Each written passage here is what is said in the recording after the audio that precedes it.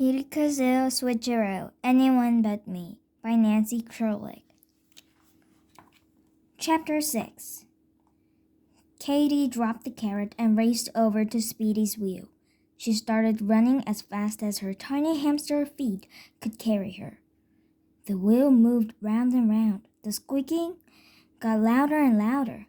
"Excuse me, class," Mrs. Jerkman said finally. "I'm going to have to take Speedy's wheel out of his cage. The noise is making it too hard to learn." Katie heard Mrs. Jerkman's footsteps come near the glass cage. Her tiny hamster heart beat quickly. This was her only chance to get free. Mrs. Jerkman took the lid off from the cage.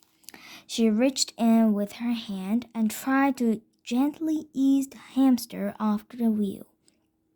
Before Mrs. Jerkman could push her off, Katie leaped out and raced up her teacher's arm. Mrs. Jerkman jumped back with surprise as the furry little creature scurried over her bare skin. Katie looked from Mrs. Jerkman's elbow to the floor below. It seemed very far away, but Katie knew she had no choice. She placed her little hamster paws in front of her eyes and jumped.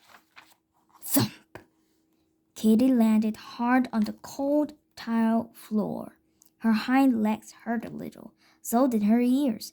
Everyone in the class seemed to be moving and shouting at once. "Speedy's loose," Kevin announced. "Somebody catch him," Zoe shouted.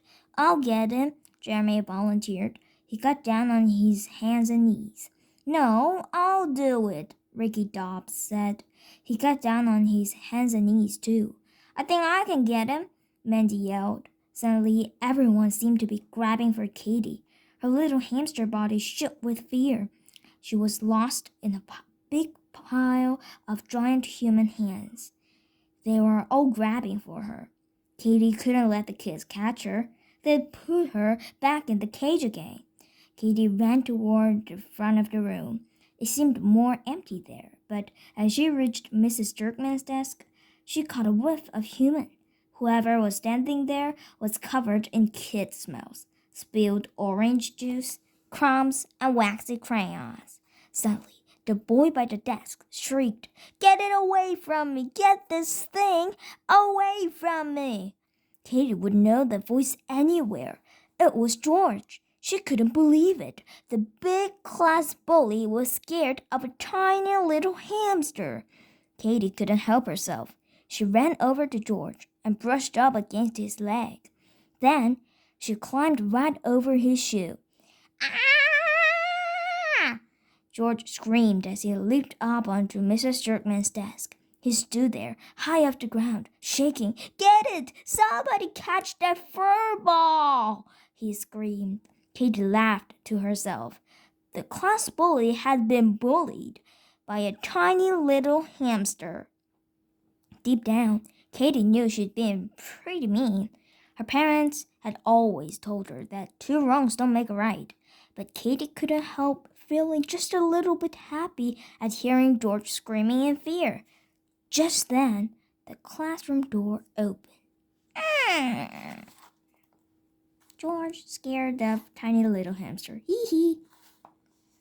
Mr. King, the principal, was standing at the door. "What's going on in here?" he asked. "Our hamster is loose," Susan explained quickly. "There he goes," Miriam added, as Katie ran right between Mr. King's legs and out the door. "Hang on, Speedy," Kevin cried out. "We'll save you." I wonder Kevin and the other friends will catch Katie. We'll find out next time, okay? Did you like my story? Then push the thumbs up sign or the subscribe button, please. Bye. Thank you for listening tonight.